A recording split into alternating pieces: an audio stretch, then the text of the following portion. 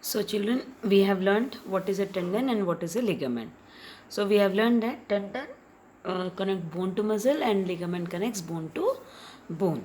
So, now if you see, our complete body is being protected by this framework of bones, isn't it? So, bone is also another connective tissue, but unlike other connective tissues which are soft and flexible and stretchable, our bones are very hard and strong.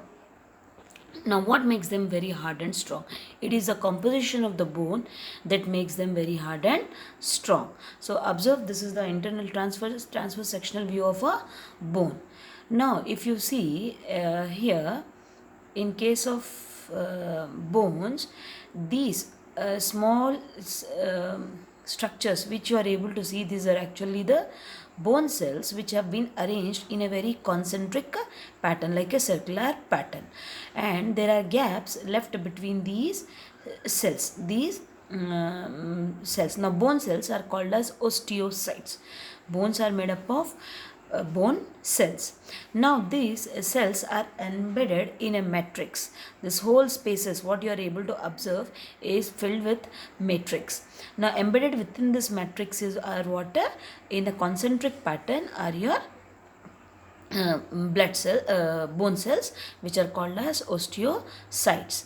And then as they form these concentric circles, in the middle lies a large space which is called as Haversian canal. Now it is this canal in which the blood vessels and nerves are embedded. So that is why it may bleed when the bones are hurt, or it may pain when the bones are hurt because of the presence of both blood vessels and the nerves. Now, as we told, bones are very strong. What makes them strong? It is the composition. Now, the bone matrix is generally comprised of calcium and magnesium salts. What are they comprised of? Calcium and magnesium salts. That's why we are always recommended to take calcium rich food, especially your milk and milk product, to strengthen your bones. Now, if you know what is the function of bone, yes, it is very helpful to protect our delicate internal organs. You must have learnt about the rib cage and the skull and as well as your joints in your previous standards. So these not only protect the internal organs, but they are also responsible for formation of blood cells. So I repeat again, bones are responsible for formation of blood cells. If you have ever observed, the bones internally will have an hollow space, which is in this hollow space the blood cells are produced, which is called as bone marrow or marrow cells. So the larger bones will have bone marrow, which will help in the formation of the blood cells, especially RBCs.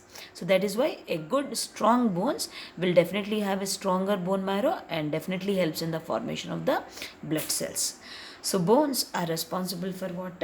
For giving, providing a framework, a shape, structure and support to the body and protection to the internal organs, and as well as they help in the formation of blood cells. So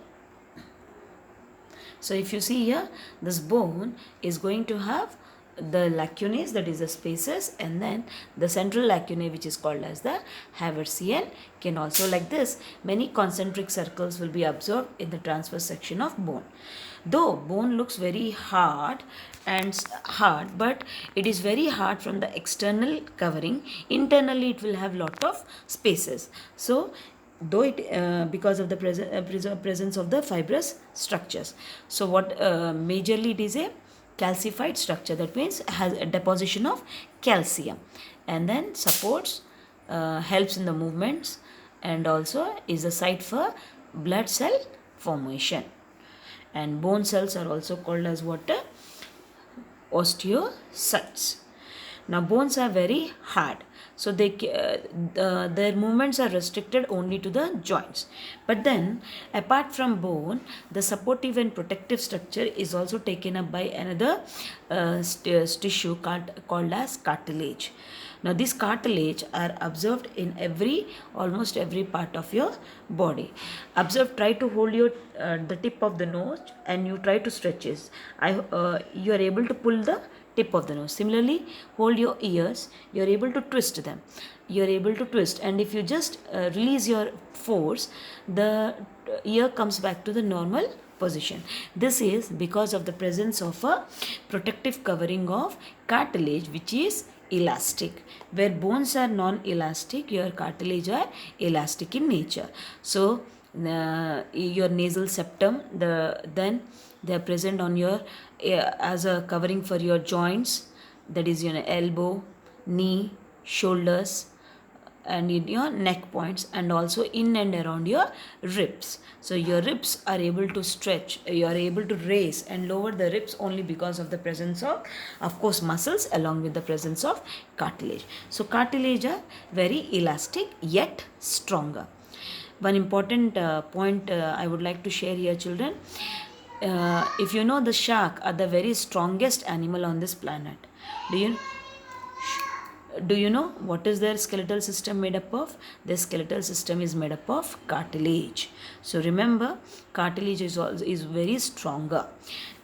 So now there are many types of cartilage, children, but broadly 3 types, but we are not going to discuss them in detail. Just let us have a view of the structure. Now these cartilage, if you see, they also contain cells. The cells of the cartilage are called as chondrion.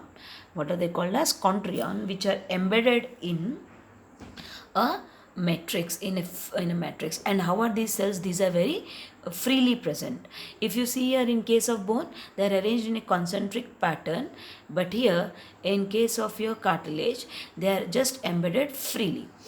And these chondrion cells are embedded along with a matrix containing proteins and sugars. It is because of this reason that cartilage are very flexible yet very strong.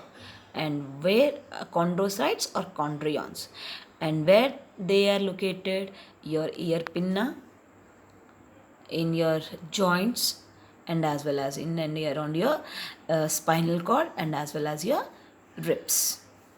So just let us compare now the bones and cartilage. Yes, both have a common function to provide support and structure. And then apart from it, they have many differences. Bones are rigid, these are very flexible. They are strong and flexible, these are flexible and supportive.